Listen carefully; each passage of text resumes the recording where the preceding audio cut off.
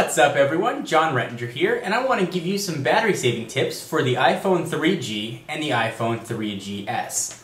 So when I first got my iPhone 3G about a year ago, it was well known that the battery was not fantastic.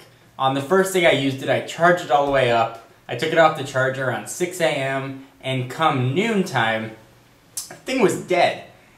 The next week, with the same amount of usage, now I was getting till 3 o'clock. The next week, even with the same amount of usage, then I was suddenly getting to 4 o'clock, 5 o'clock, and I started to get much longer battery life out of the device. And I kept my usage constant, so I really was monitoring it very closely. So I want to share with you some of the tips that I learned with the 3G that I've carried over to the 3GS that have helped me maximize battery life. The 3GS does claim much better battery life than the 3G, and I'll show you how to maximize that to its fullest potential. So the first thing that I recommend is calibrating the battery. So what calibrating the battery is, you might be familiar with that term from your laptop. So when you use your device, essentially you have a memory meter in the upper right hand corner. Either you're displaying the number or a visual representation. But that visual representation might not always be so accurate. Essentially what the phone needs is a reference point. And what calibrating does, it gives it an accurate reference point. It updates it. So the reference point that was in there when the phone was shipped was accurate, but a few days or weeks or even months later, that reference point may have shifted. So while your phone says you have 20% battery left, you in fact may have 30, 40%, or even 10% left. So to calibrate your battery and give you a more accurate sense of what you have, it's very easy to do. First, back up your phone just in case. Use it until it dies. Wait till you get the 20% warning, the 10% warning, and then the thing will just shut off. Take your phone, plug it into the wall, and let it sit for a good 8, 9, 10 hours, up to 12 hours if you can. Essentially what this does, it brings the battery down to 0, and from that 0 standpoint, it establishes a new reference point back up to 100%.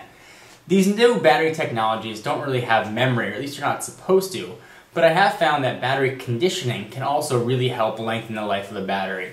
And what all that means is just use your phone.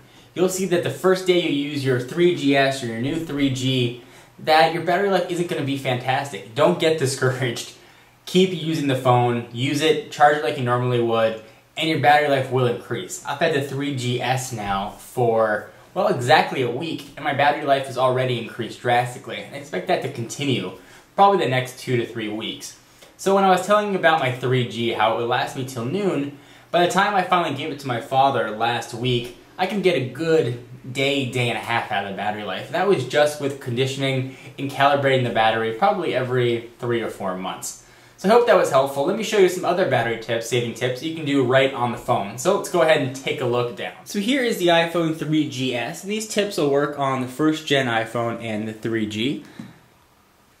So the first thing I can recommend, and really the thing that you can do to see the biggest increase in your battery life, is to change the brightness. So go to Settings, go to Brightness, and pull it all the way down, or at least to a level where you're comfortable at. I will say though that while I'm saying to do this, I generally keep the brightness up relatively high on my phone. It's turned down right now because the bright doesn't always show up best on the camera. But turning brightness down will definitely help with battery.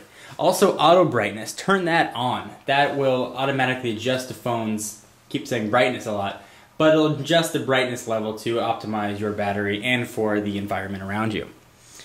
So for those of you using 3GS or any device really with push notifications, if you turn those off, you will also get increased battery life, especially if you're using devices or applications that take advantage of push.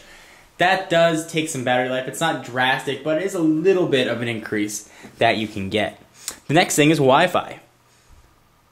Ask to join network. Turn that off. It doesn't turn off your Wi-Fi. It just turns off the little notification that pops up to let you know there are Wi-Fi hotspots. So most of the time when you're using Wi-Fi, you generally know where those hotspots are. And if you're in a place where you don't, you can always just check like I did right now and go into Wi-Fi and see all the different networks. You can still connect. It just turns off the notifications. Really just some simple steps. The next thing, if you're like me, you use speakerphone quite a bit. When using speakerphone, hit the top button. That'll turn off the screen. You can still use the speaker just as you would before. Definitely, I think, helps with battery saving because you don't have to light up the screen. So guys, hope you enjoyed. I want to give you just some real simple, easy tips to help maximize your iPhone's battery life. If I missed some tips that maybe you've come up with, leave them in the comments. You know, I'm sure people would love to find ways to help maximize the battery life on their device. Anyway, hope you enjoyed. For exclusive content, be sure to follow me on Twitter, twitter.com/John4Lakers. Put a link to that in the sidebar. And I will see you in the next video. Bye-bye.